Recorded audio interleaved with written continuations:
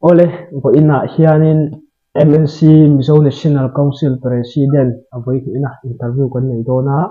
chuta chuan zofa te Bangladesh Mizoram India Manipur Burma zofa te zong zong heng tiang anga national day kan lo man dan khang kut khang te engkinge MNC en ma alak zel ti zona poimo tak tak dingba hak tak tak konvar chi in interview kan nei chun zam do ni MNC President ni kum sang le son hi pali khan kali ka bo khampat bung lama te alo te phaya zopa te chena hu khanga te alo fanga ani hi puzol te antimate thina apa chu Mizoram Chief Minister Masaber puchong chunga kha ania chu kan fiat thai da tu ani ome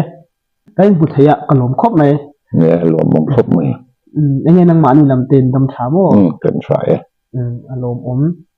thupuya hanlut tamela Mizoram a chu Mizoram lo ni ad takin Burma atangin zona Burma sai tai han ti to meng mo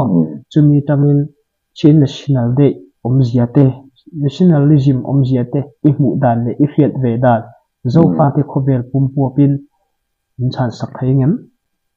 kan tum chinila local na sia en poni se fiat na tlen tema ni se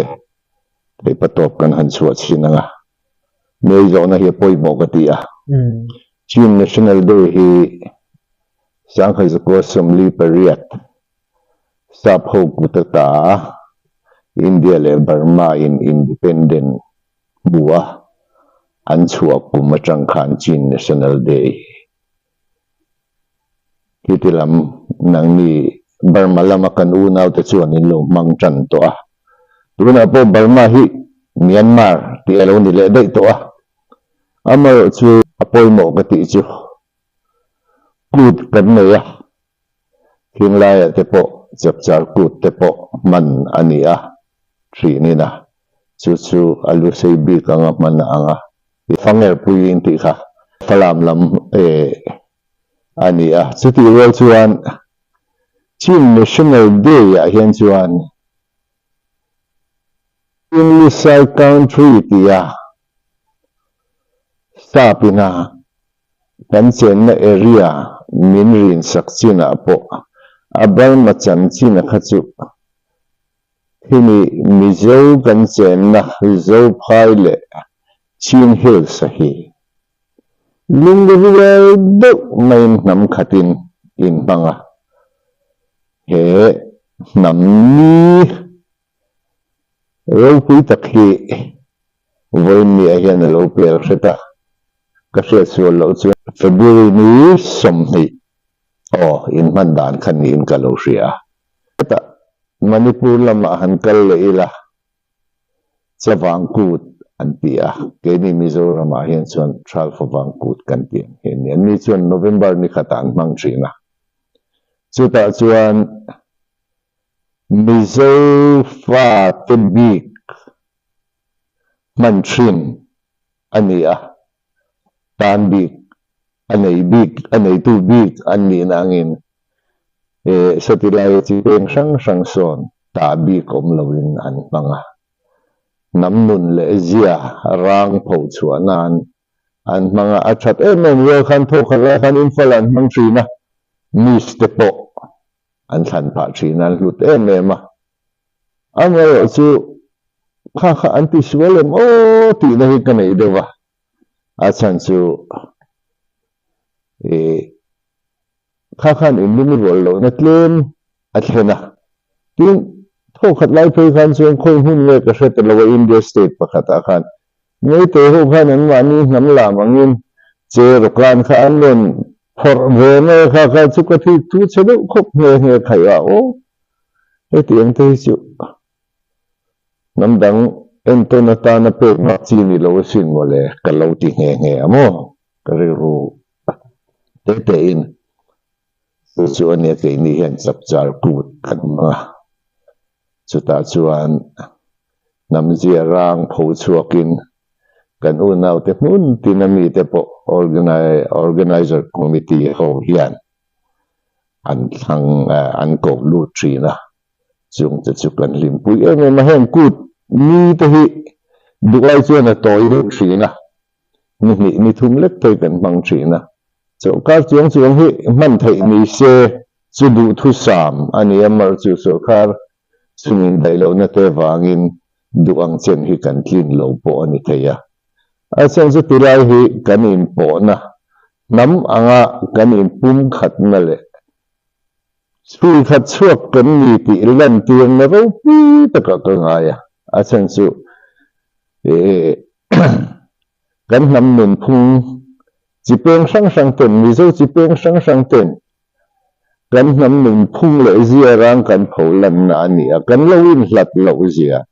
tu ma hi kan dang lam lo ni ti lan na lan chuan na ani a hei hian in unaw na hun a hian min suai ngetin ka ri a pin dan sang ani te pin dan pakhata min loi khoma chu ai zol hi kan man na hun pui ani a chu wang chuan nin ka ri a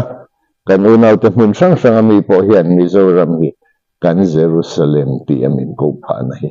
chu wang chuan ka hut khop wa Calcutta Fort William Chin Lusai Conference na ite po ka sang Hazariat som kwa pani February ni som ni po ni ka sita kang ate po kan Chin Lusai ti ani zela til tam tak ka chu wangin heng dan pakhat kan man tura sang Hazariat som kwa paruka bipek Chin Lusai Chin Hills Regulation Act po khan heng ko thang te po himin huwa ma amar chu ke mi khan kan mang kai de won maya sang ka ko som pakhata ko thang hen kan manga nang ni kitilam ko sak lap khan suan kha da nan siang kum khan sang ka zare sa ko par khan mang halania chu a om da na ni a chu wang chuan kan dang lo ni ti lan tir nan hian heng dan pakhat nuai food roll kan ni na te kan nam zia rang pholan na te hi mun tina hian mizo fa ta kan chen mun tina hian man thei ni se tha ka ti ole alom ome chuanin zong ha thak te in sui khom na boruak kalmek movement kalmeka hianin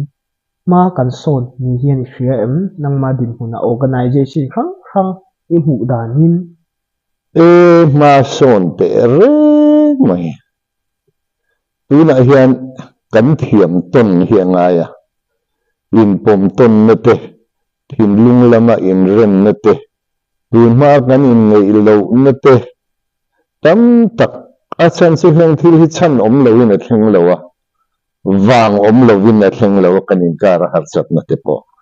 amo chu voin nia ki na boy na kan han tok hian in pum khat na hian ma son na min pe a chu ta chuan kan Jerusalem min ti tu te hian Jerusalem a min nei tak takin ka ria chu ta chuan wayama hi mizo fa te zong huap zovan din ani angin in puya anwan nei cheu mai hi wayama hian aban ti seya alo kuang kuwa kan nam tan hian in nga na tlaka kan unaw te ram sang atanga local khom le ron bel tu ten an ngaya an ronin sung khom ang chia hian hen ren chia hian wayama hian ru pulet se kati isuan tuna hian ma kan so chak karing in har sat na le boy na kan han to khi pathian em ruat ni in ka ria sensu mangan ni le har sat nia in en sang ngai lo mizo fa te min ti pum khat tu ania chu wangen hu hian nam omzia nation omzia rampu ma min zir tira chỉ biết mà lạc tụm nó tên ông gì anh ấy lâu gì lệ mà son lâu gì mình sẽ chùa tira chỉ hoàn toàn mal xóm nó đồn khen cắn này hèn mi dâu na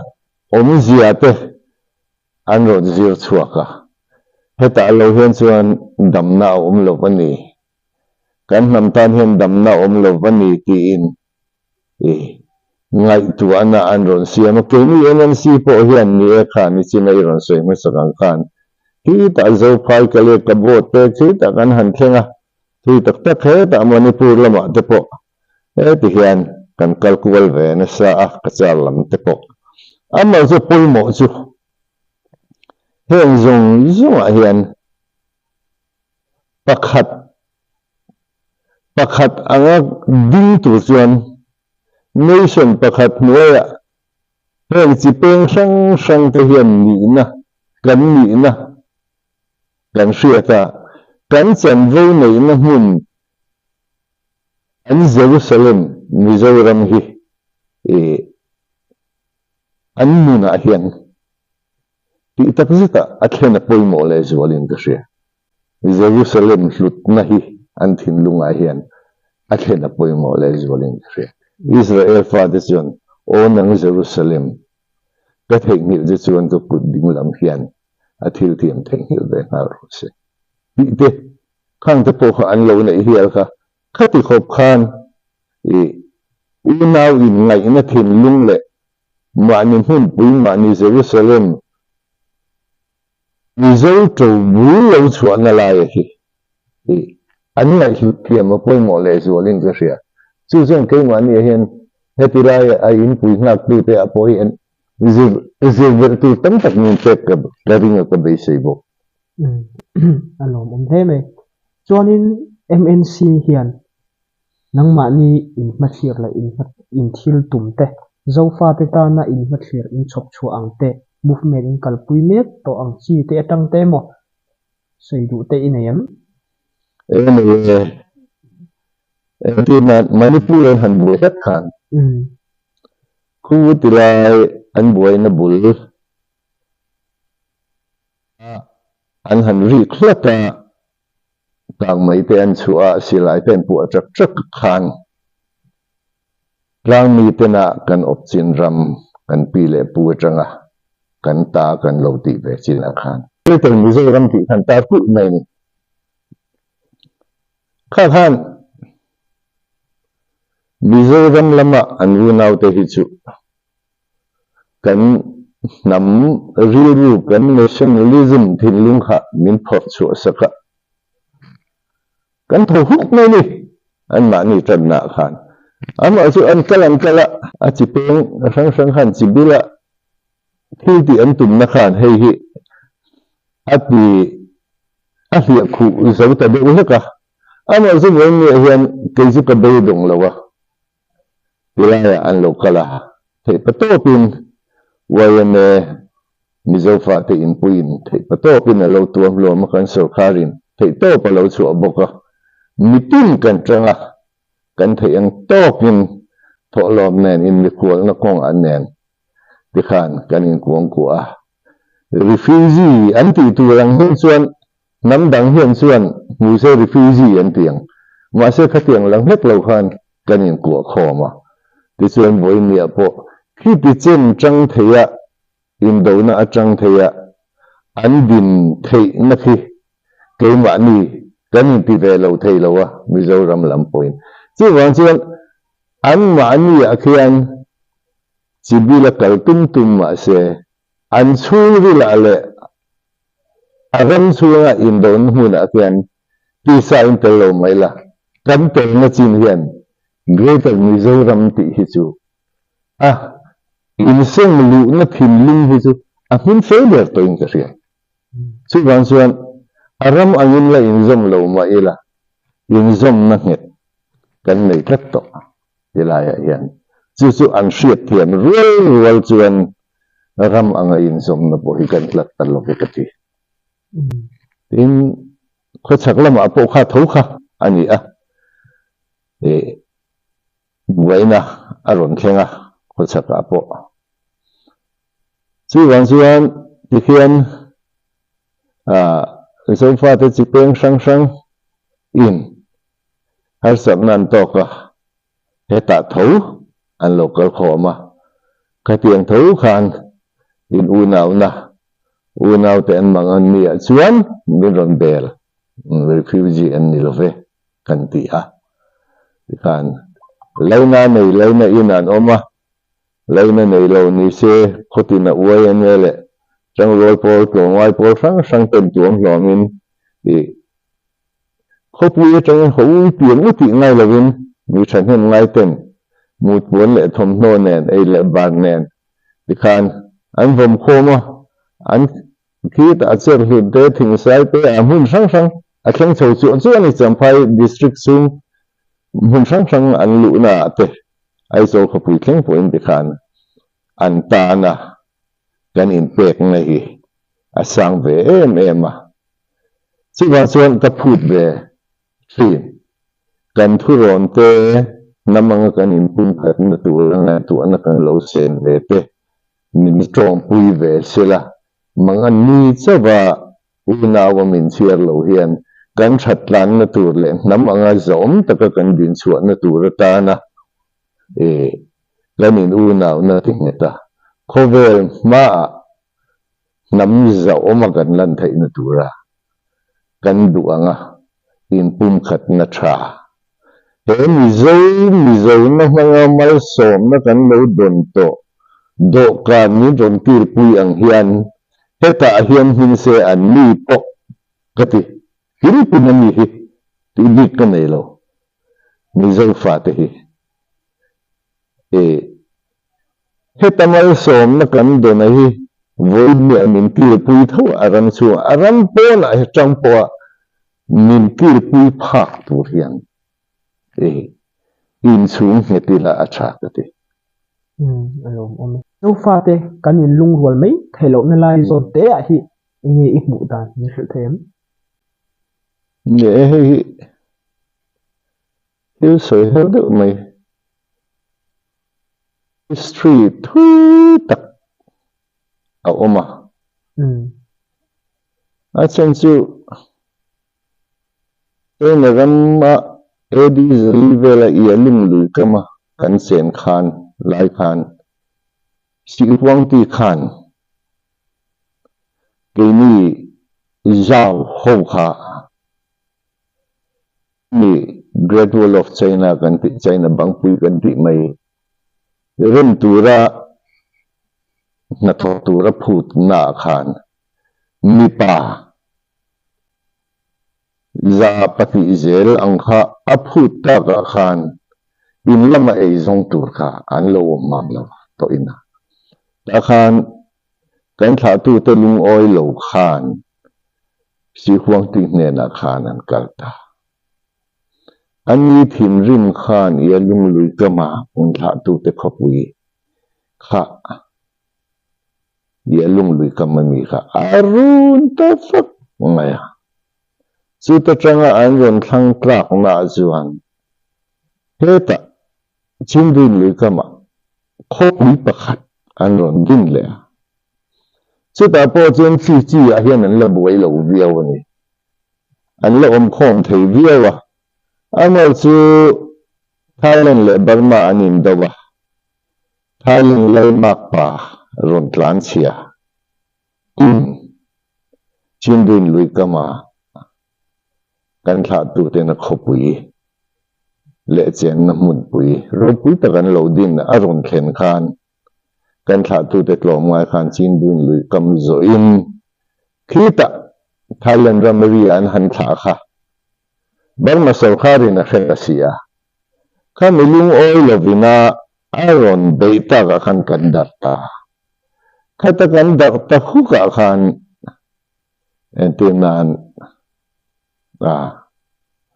nambol din munalet le na khakan nei tani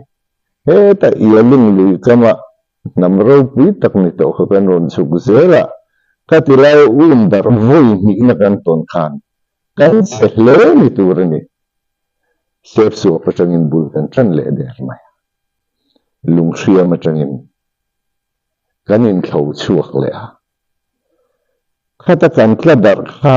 a chi hianin kan peng dar ta chuta chuan ram in chu na te hruai tu hran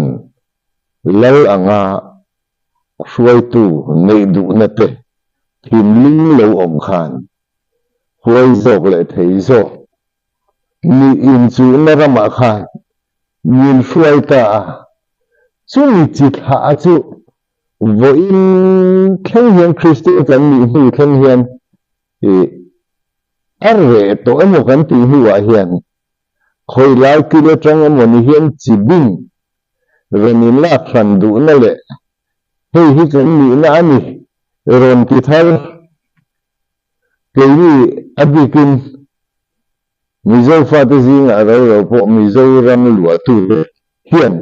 kan ngai sak ngai lo kha pon lama chang na ron lu tu na chuan kan thim lim te po na eplet tan ta de ro khatia ti chi nga kha a thalo hi ta ti khop mai hai hi chuan antenna kan thon thu a reng po ral le lu sei in do chu tia tiang te khan kan thon thu dik tak po ni sala kan ti teng adong song tu te thim ling hian ma lai thi le ni amo zu kan dang lam lo izia chu no khang apu khan in nei pol na te lai fa pa le lai fa nu anin rim dan te le nam chom le lai fa te anin nei pol dan ang chi zong te khanga kan nun phung culture dang lam lo lung thu pathum chunga rel khat kan ni dan te chewan nei nam kan ni te zong te hi kan le bar lak lu dan thing tlang lo kan nei dan thlengin dang lam na kan nei lo dan te tin kan in hrepo vek ani ti kha chong apo hian a hriat na chu khang lai khan pai te sum dong te poi sum dong te hetia in kalpo reng lu sei lu achin te nen khan in kalpo reng kan ni na khan an sum dong tlang thei ani chuan chong le mun phunga khan in lat na pakhat ma khan nei lo ani ti kha achianga chu tun tu hian aron thol le ta ngai ni chin khan kan han se chin national day kha kan lu rual ani ti ro chin national day a ki chuan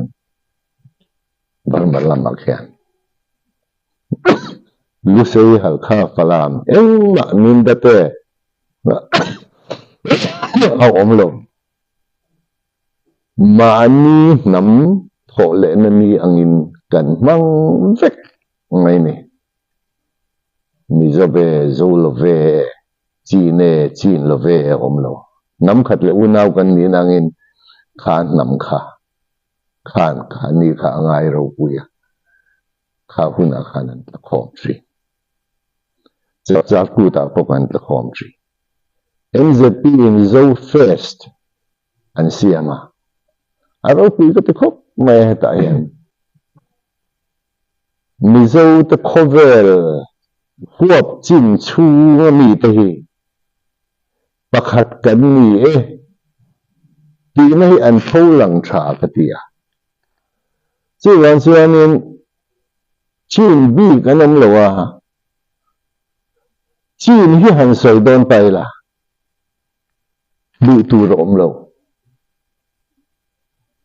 a chu a tu tang e chen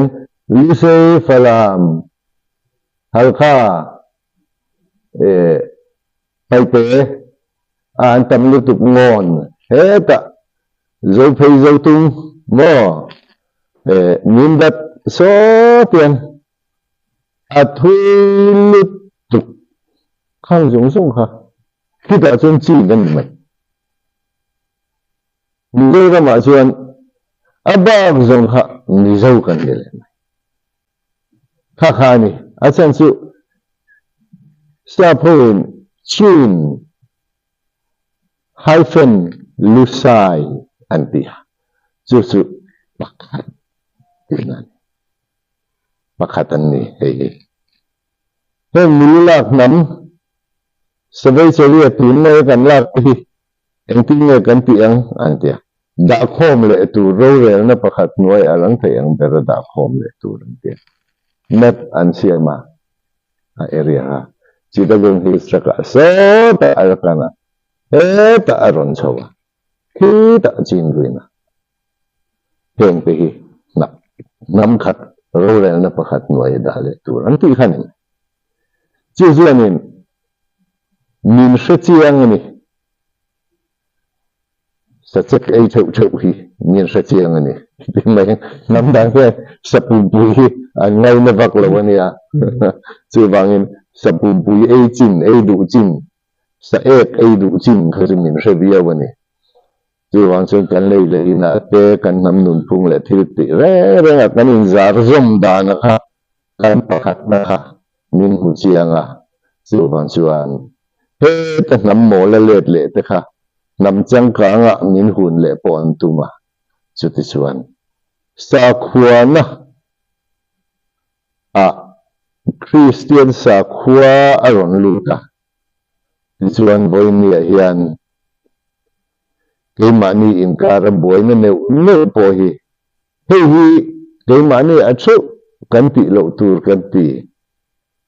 hi kan in ria ta cha pathian pakhat Krista ring tu te lali su ring tu te kan nia lali su thi senatlan kan nia so mo pakhat petrin Sunday school kai kin tum tlat nam nating ne kan in do fo nating ne kan in nei lo fo kan ti chuan he ta chi thil chia dam dang la ka changa kan lo chun oinia pai hlen tum tlat na thin lung hi kan pai angaya mi zai hi kan mal som don na ni kan ti to kha sangkhat riat som ko pati vautha a British House of Commons in heng lulat nam kan ti to hian enge an in chal tia RB market ne na he ron chui te an ti khan sakle thlang ti ti na chuya a report back to mizo aninti ani chu wanjon ano panglo wani he mizo lo chu an chana hi ni alang ta chu indomi raldo renga khosa tin anram bo ching po de lim in son le mai an ni thina wang khan ngel ma te le an ma ni laka sakol le nikol laka ani him theina khan tlang sang an bo thina an ta na che trem chang kha chu chu mizo lo chuana ni ta ber hian langa a chui tu te kan historian te nan han chui hian chuan chu ban chuan hei apom mo be me ma kan ni na po ania ti chuan miro na Christiana min ron le tu te pon tingbul lungbul bi a ram huai betu kan ni lai po a min ron le chu chi a hian i pakhat di sualan ne ya kan nam culture le he an ron ken lu Christian na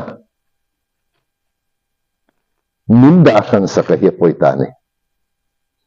khati rai khan kan pi le pu te kha hey thing pi kan pi ang te hi nei le len her lo an thing pi ang khan chuan zu pu le zu chi sang sang an ni mai kha kha ani noi nun be na kha upa ho kha salai phei chuan an jing a khan an in ngai lo nia chu wan chuan kha an du lo wa kha ta changa kan nam min phung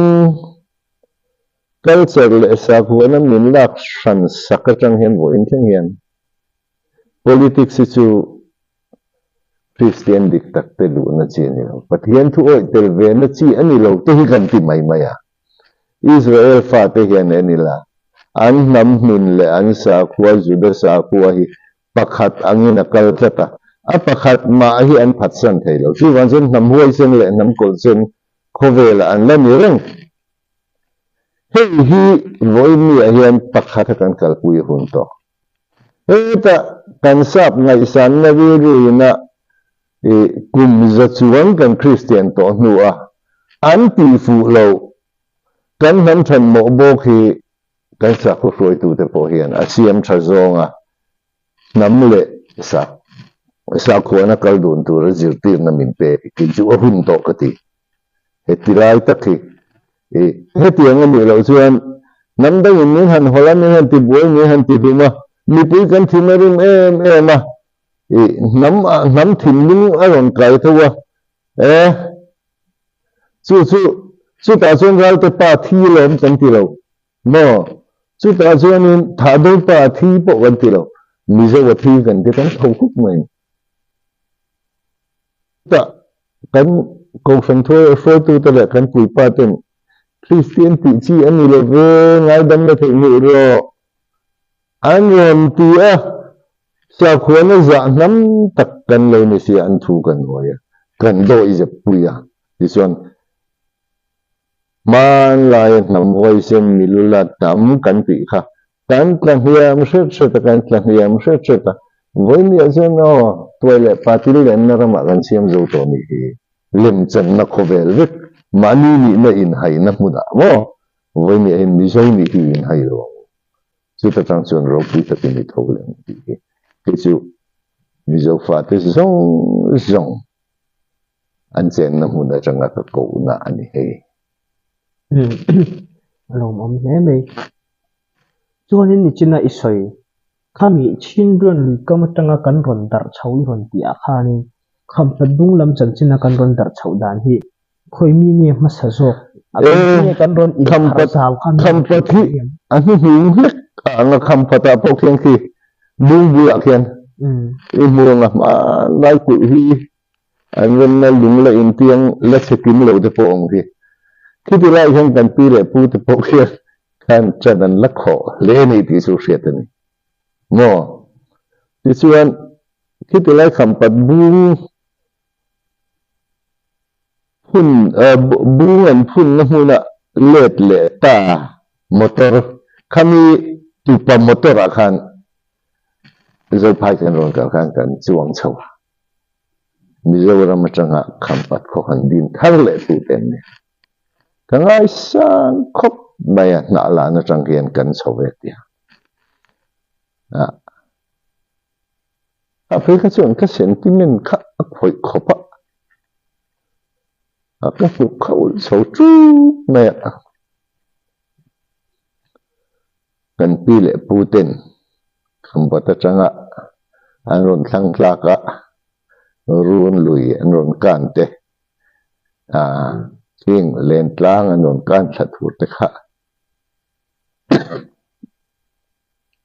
mit tha kha na chuya kalung hi leng mai ri chu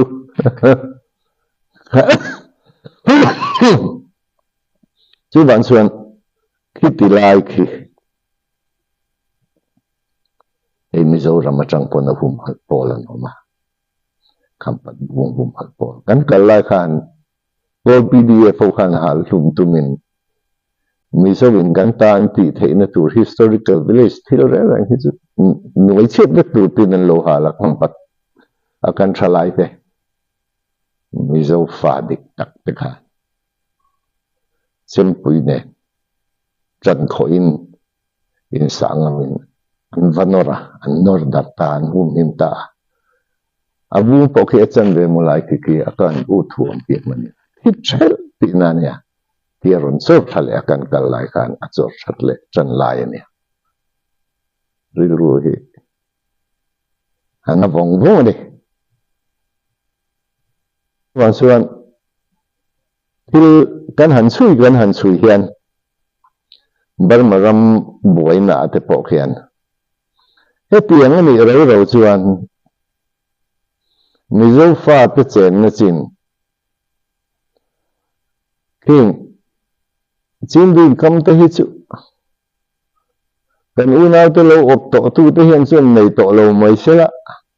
ai nei tu dik tak British Sarkar le atang rol pui te poina an riat pui indo pui pani na po an thu thunga lo lut ve ho ke ni ho ngai hian kan ku ta hian en kol toira nei tu chan hi chang toira ti hi ri wa hian aliana cb te le kan u dau then khat te in ngai lowa an ral thuam hor u nau te lam hoya an han her mai thin te ke poi kan ti a king te po ke ni chuan kan ma tam kan ma kan ti tu chop jing atela in rem na thuthung pui thuthung ngetak kan ni pui thei po ki kan ringa chutian chuan heng kan pai te unal te po an ni na dik taka hian le sela zomi ti a nam in phua chop kwal vel lo hian an ni na dik taka hian pai pe tang mi zo na hian anei tu ni na din hunai ron lu ave mai se ral te pa kan ya khoi ang ke mi zo na khong e ral te tong hian ka ti hal ti na po ka se re te ma se mi zo ngo ka ti sen po mi zo ni kha khani mi zo big kan nom lo kan fai hian mi zo kan chu mal som na do kana mal som na om chu hlui min tek pathian ina tilai ram lai dai en ti ve to pase chu ani kan lut na tu ra chu mana chobel pakhat kan in zen rom thin ang khan kan chobel ke in zen se kan chu alom he me chuanin UMA malak ta na hianin enge a thai ti to kem du khoplon te inayam nangma ni Mizoram MNC Mizo National Council President in ina tangin enge soizau sakemo advice pek du angemo ani lo po in din hrechiang tu ber tu inia chuta chuanin enge soidu te niam ni e tiro he thil hi wayame hi atira chuan pumu ka te huina handin lai khan YLN tia Young Lusai Association a local zela YMA aronin leptani ila hi ro pi ka tia ka ngai sanga thil tu mai nam ta na ron trowa mizo ina mal som na kan don na po ania entinan Young Mizo Association oma Mizo mai che in sui khom pol oma Mizoram upapolan oma Mizoram Presbyterian oma Mizoram Baptist Kausanan oma Mizoram UPCN oma iti ka en kin ka kan mal som na don thenga khan Mizo Trilogian lo en tinan tan chipeng unauten thi san anti asa khona ang zong e ko san ang zong chuan I soi tur kan ei lo ama chu an ron chof chuaka chikhat ang chen mun an tum hian an ro pui lo tla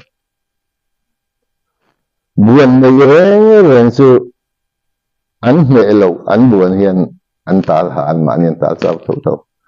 chu bang chuan tilai la hian Mizo Nationalism Baptist machang theilo hi chu kan la in kal sang po hian ai karinga nakina chuan in sira an ron le thuna chuan kuam kwa turin kan in pe ngai chu ta po chen kan YMA hi abana sei ber karinga tin Mizo fa te chen na chin ram zong hi khoi lai po ni se chu saklam ani mo tui viral ani mo kho thang tui pui thang lam ani mo re thang lam ani mo iti te Mizo ram ani Mizo fa te om na ani hen zong a hian YMA hi kadu khop lo na lai oma Mizoram hemi international boundary hian ri kham lo se Mizo fa te chen na chin a zong chuan an hi a ki nu che sela YMA po hi branch din hi achak thầy ang verin pi se la ti la la in pui oma hi ta thian an chol khom na tur an thuron khen na tur iti tang bok te han kho pi ro se branch han din ro se chu ti tang chuan a sana local lovin YMA ang in han local kha kha a ol na ber voi mi hian YMA lom hi chu min hnu khom tur le min ti pum khat tur rian hei po than hi chu kan ding ve a YMA hian ke min lei thiam se la kut le ke min lei thiam se la chu ti chuan nam in pum khat na le in sui khom na hi tuna in kan na yang a chak zok kan kal thei a chan chu nu le pa chan an chang ta ro ro an la ka hian ipang chang nga mangu hen mi ti tu po hian ya ini chu international boundary pon la malom akan omalom ti lo hian no wai melom mi zo kan melom ron ti zok sila bokina anin ani ta kalom mi zo ti chen na chin chu mi zo fa te chen na chin chu a chuan YMA hi a om zel tur hiทุกอย่างในทัศน์ก็ดูเขาไว้ก็ที่เกิดจู่จู่บางส่วนการนี้ตูนหนาเลยการนี้ไงเราหน้าประคัดโปนี่ก็เสียจู่นี่สิ่งไหนจะหน้าประคัดชาญเดินสักทุกท่า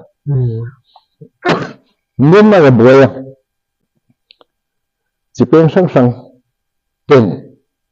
ทราบว่ามาอันอุณาวเตสมเด็จประเรียดเวลาโลราตลานkuti la malawin so ngate ne na ve buran ko na anin achichin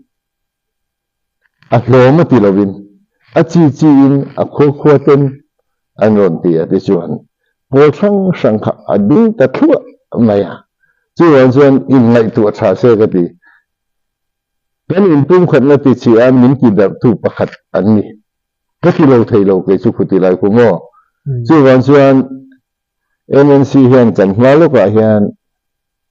Mizo National Convention kan buat sai dona e convention hi Manipur sang khazupo sungri panga a nei ani to achuta po son Mizo di hipomania Mizoram Ina District Council aneya an sitting hosabera po Mizo di anlo pasto chata ka pum tan vik ani tuna po yang kan pum tlan le ngei ka be se ya heyanin cibil in laksan na lakata pum khata min sian ka be se ya he po ya chuan chuan ka be se na sang kata hian mi pui po hian min put pui se ka ti khop mai Mizoram mi pui po hian he til hi chu ti tat zatin min lut sak se ka ti alom am hle me in ni hulu tak se nga kan kom thei hun te thei hi kan lom tak set ani e anei peka tulte om chuanin kan mu thei le zel tura ngai ta ila ni man nom phat ule ale pole alom mo mai lo ka na laboka thiam lo chung chung kan hanin sang ani kha